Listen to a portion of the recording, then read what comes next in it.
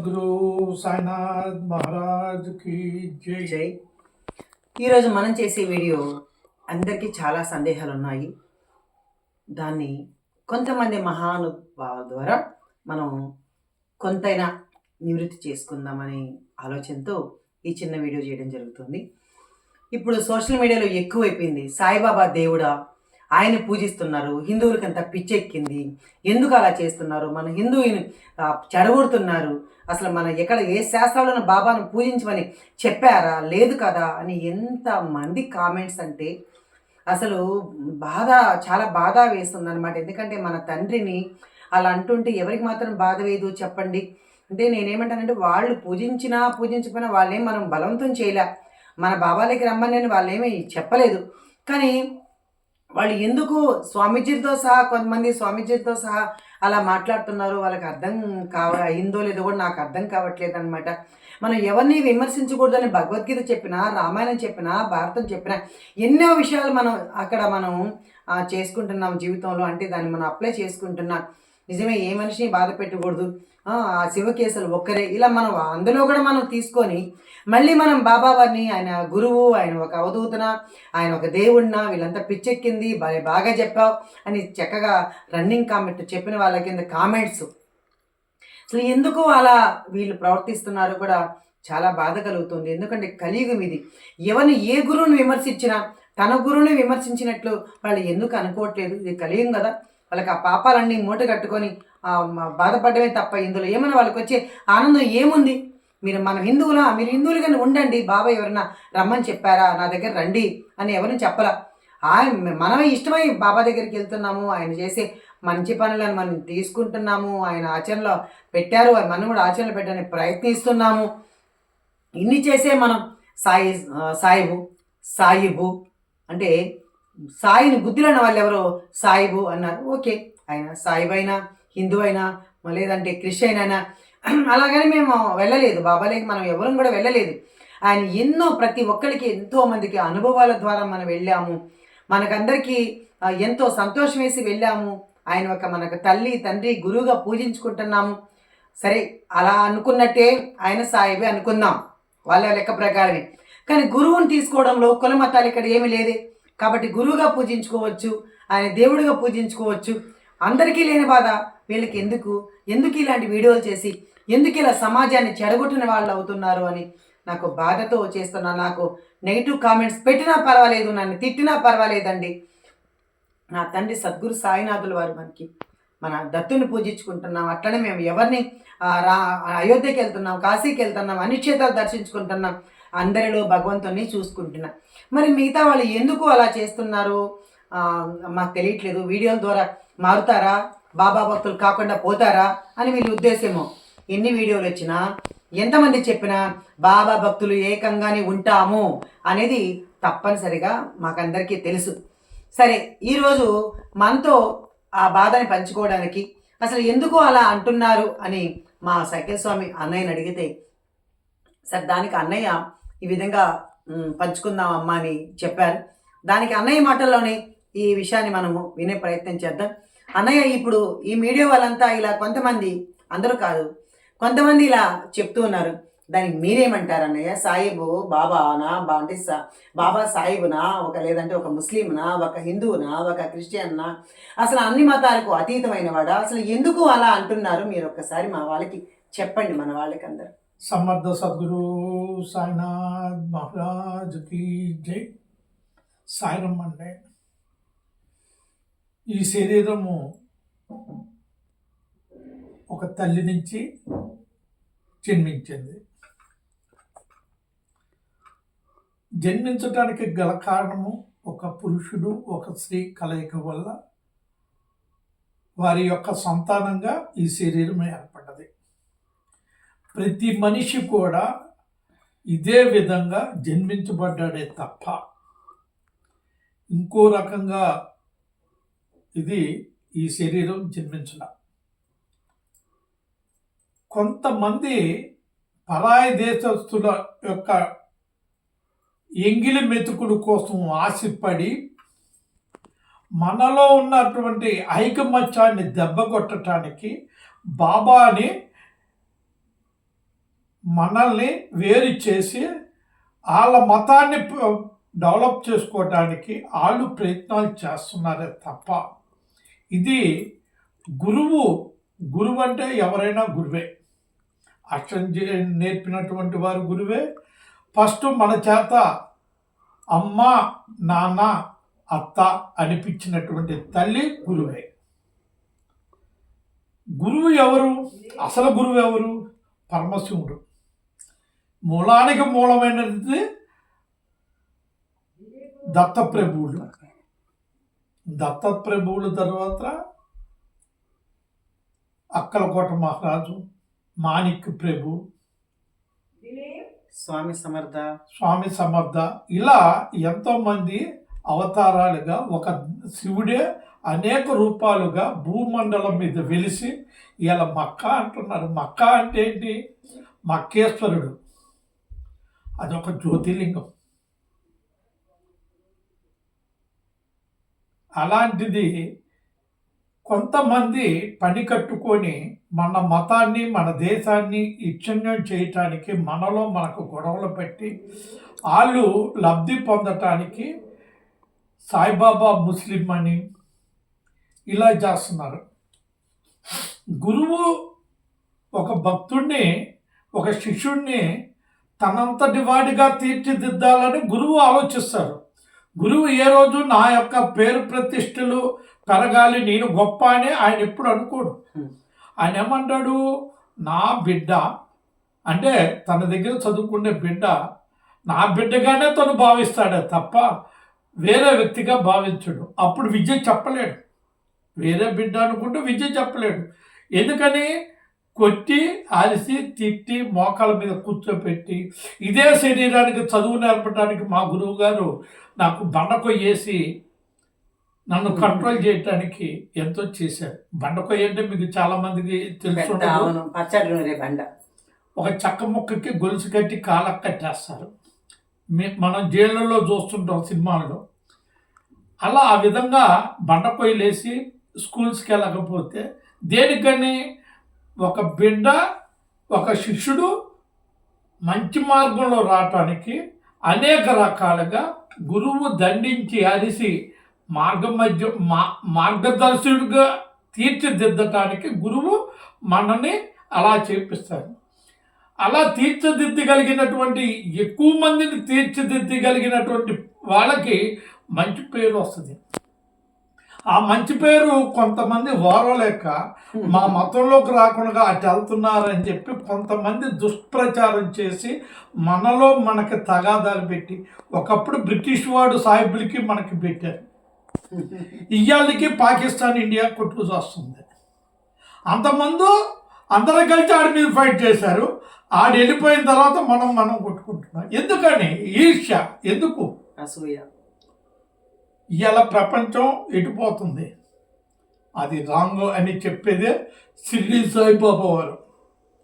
రక్తపాతం వద్దు అని చెప్పేదే సాయిబాబా వారు. శాంతిని బోధించేదే సాయిబాబా వారు. అందరూ మానవులు సమానమే, సర్వజీవకోటి సమానమే అని చెప్పింది సాయిబాబా వారు. గురువే దైవం. మన పురాణాలు కూడా చెప్తున్నాయి గురువే దైవం. మనం ఆయన దైవంగా మనం భావిస్తున్నాం. ఆయన ఏ రోజు కూడా నన్ను పూజించని కానీ నన్నే కొలువు అని కానీ ఆయన ఏ రోజు చెప్పాల. ఆయనని మనం ప్రాధేయపడి మమ్మల్ని కాపాడమని రక్షించమని వేడుకుంటే ఆయన మనల్ని కాపాడుతున్నారు. ఎవరిని నా దగ్గరికి రా అని చెప్పి లాక్కొని వెళ్ళట్లేదే. మా ఇంటికి రా అని చెప్పి ఇంటింటికి తిరిగి పుస్తకాలు తీసుకుని వెళ్ళి అడగట్లేదే. ఆయన చేసే మంచి పనులు మనం ఆకర్షితులు అవుతున్నాం. ఆయన చేసినటువంటి ఎన్నో అద్భుతాలు మనకి తెలిసి మనకి మనంగా ఆయన్ని ఆదరిస్తున్నాం. అంతేకాని వాళ్ళు చెప్పారు వీళ్ళు చెప్పారని మనకు అనుభవం లేకుండా సాయిబాబా దగ్గరికి ఎవరు రాలేరు. బాబా వారు ఆయన సంకల్పిస్తేనే మీరు బాబా దగ్గరికి రాగలుగుతారే తప్ప ఆయన సంకల్పించకపోతే మీరు బాబా దగ్గరికి రాలేరు. కొంతమంది మనకి డబ్బులు ఇస్తాను వస్తారు, ఎవరో చెప్పిన మాటలు వింటారు, కానీ వెనకాల దైవాన్ని చూడమన్నారు బాబావారు. నన్ను చూడు నేనున్నా అన్నటువంటి మాట వాళ్ళు చూడటల్లా. ఎంతసేపటికి నేను అనుకునే వాళ్ళు ఎక్కువ ఉన్నారు, వాళ్ళు ఎప్పుడు కూడా పైకి రాలేరు. ఇది అక్షర సత్యం. బాబావారు ఉన్నారు, ఆయనే గురువు దైవం అన్నీ ఆయనే. ఇవాళ నేను ఇక్కడ ఇట్లా ఉన్నానంటే బాబావారు నన్ను తీర్చిదిద్ది. ఇవాళ ఒక అక్షరం ఒక్క రాదు, ఒక చదువు లేదు, భాష రాదు, ఎంతో ఇదిగా ఆయన నన్ను ఆదరించి నన్ను ఈ రోజున ఈ స్థాయికి తీసుకొచ్చారంటే బాబావారు కృప. స్థలం కొనాలి, డబ్బు కావాలి. బాబా డబ్బు కావాలంటే ఎవరో మనసులో జోరపడుతున్నారు. ఏమంటే ఒక 10 లక్షలు చేబదులు కావాలంటే, అప్పు కావాలంటే ఇస్తున్నారు. ఆ డబ్బు అలా తీసుకొచ్చి మనం ముందు ఇచ్చేసాం. దాని వెనకాల ప్రేరణ, ఆలోచన అంతా కూడా బాబావారిదే. ఇప్పుడు మనం చేయాల్సింది ఆయన యొక్క ఇదిని, ఆయన మాటని 10 మందిలోకి తీసుకెళ్ళి, ఆయన చెప్పినటువంటి మాటని 10 మందిలోకి తెలపాలని చూస్తున్నాను. ఇవాళ కొంతమంది సాయి భక్తులు ప్రతి చోట కూడా ఎక్కువ మంది ఉన్నారు, కానీ వాళ్ళు తెలుసుకోవాల్సింది ఒకటే, వాళ్ళల్లో ఉన్నటువంటి దుర్గణాలని బాబా వదిలిపెట్టి నా దగ్గరికి రండి అంటున్నారు. అలా వచ్చేవాళ్ళు ఎవరండి? ఏది లేదే. సాయిబాబా మందిరాలు కడుతున్నారు, ఎందుకు మీకు స్వలాభాలు, ఎందుకు పదవులు? ఇలా మనలో మనం కొట్లాడుకోవటమే ఎదుటి వాడికి అవకాశం దొరికి మనలో చిచ్చు పెడుతున్నారే తప్ప అందరూ ఒకే మాట, బాబా మాటగానే ఉండాలి. ఏదో సైకిల్ స్వామి బాగుపడుతున్నాడే, ఆడెక్కడి నుంచి దాస్తున్నాడు, ఆడికేమి లేదే అనే ఆలోచనతో ఈర్ష్యాభావాల్ని మనం వదిలి ఆయన మాటగా తీసుకొని మనందరం ఆయన బిడ్డలుగా ఉండి 10 మందికి మేలు చేయగలిగితే అదే దైవం యొక్క అనుగ్రహం. అందువల్ల ప్రతి ఒక్కరూ కూడా ఈ యొక్క మాటని, ఏ మాటని బాబా ముస్లిమా హిందువా ఇంకోట అనేది వదిలేయండి. ఆయన ఏ రోజు కూడా నేను భగవంతుని అని చెప్పలేదు, నేను సాయిబుడని చెప్పలేదు. ఆయన సాక్షాత్తు పరమశివుని యొక్క అంశ, అది మీరు గ్రహించాలి. దత్తాత్రేయుల వారు ఎవరు? ఆయన హిందువే కదా, త్రిముఖ 3 ముఖాలతో కడిగినటువంటి దత్తాత్రేయుల వారు. అట్లానే శ్రీపాద వల్లభులు, ఆయన చరిత్ర చదివారు కదా. స్వామి సమర్థ ఏం చెప్పారు? అక్కలకోట మహారాజు ఏం చెప్పారు? అక్కలకోటలో ఏముంది, ప్రస్తుతం నేను సిడీలో ఉన్నాను, నా నివాస స్థలం అది అని చెప్పారు. సిడీలో నా యొక్క రూపం మీకు దొరుకుతుంది, నా అవతార కార్యక్రమం అక్కడి నుంచి మొదలవుతుంది అన్నారు. అంటే ఆయన కూడా సాయిబాబా వారిలో ప్రవేశించి ఆ మాట చెప్పారు. అది తెలుసుకోండి. గురువు ఎప్పుడు కూడా డైరెక్ట్ ఏది చెప్పరు, గురువు చెప్పేది ద్వంద్వార్థంగా చెప్తారు. దాన్ని అర్థం చేసుకోవటంలోనే మన దగ్గర ఉన్నటువంటి అర్థం. ఎందుకంటే మనని మాయలో పడేసి మార్గంలోంచి నిలబడతాడా వెళ్ళిపోతాడా అని కూడా గురువు పరీక్ష చేస్తారు.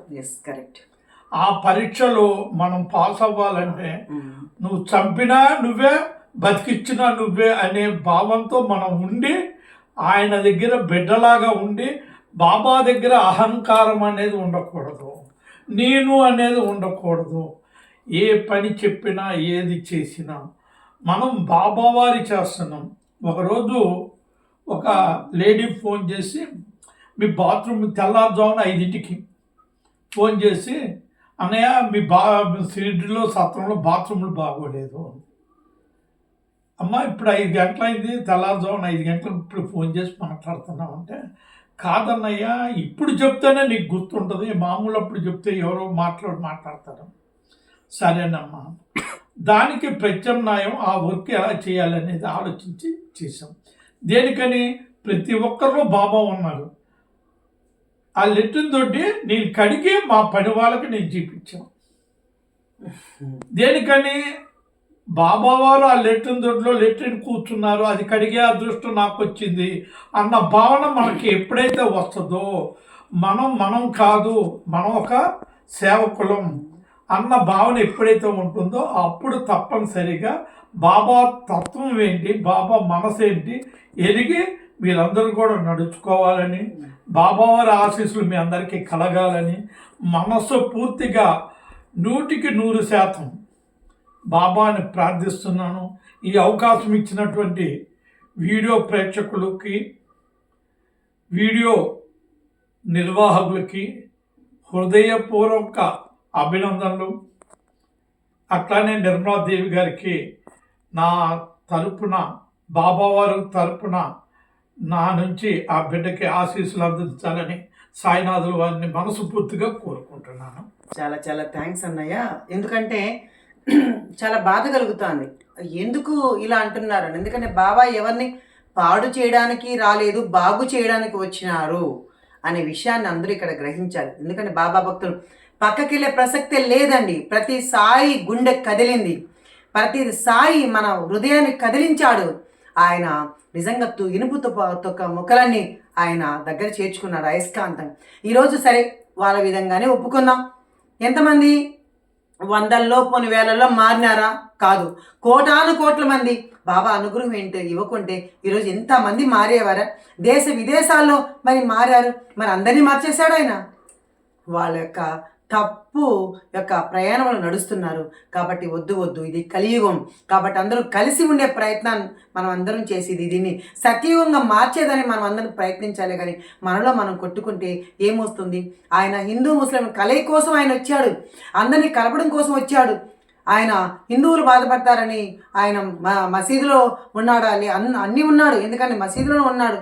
ఒక క్రిస్టియన్స్ వాళ్ళ కోసం వాళ్ళు చేసే పనులు, వాళ్ళకి ఏది ఇష్టమో అది చేశారు.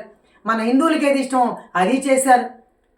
మరి అందరూ ఎంత ఇదిగా ఒక భగవద్గీత, ఒక రామాయణం మహాత్ములు చదివి ఉండొచ్చు, మరి మేము కాదనం.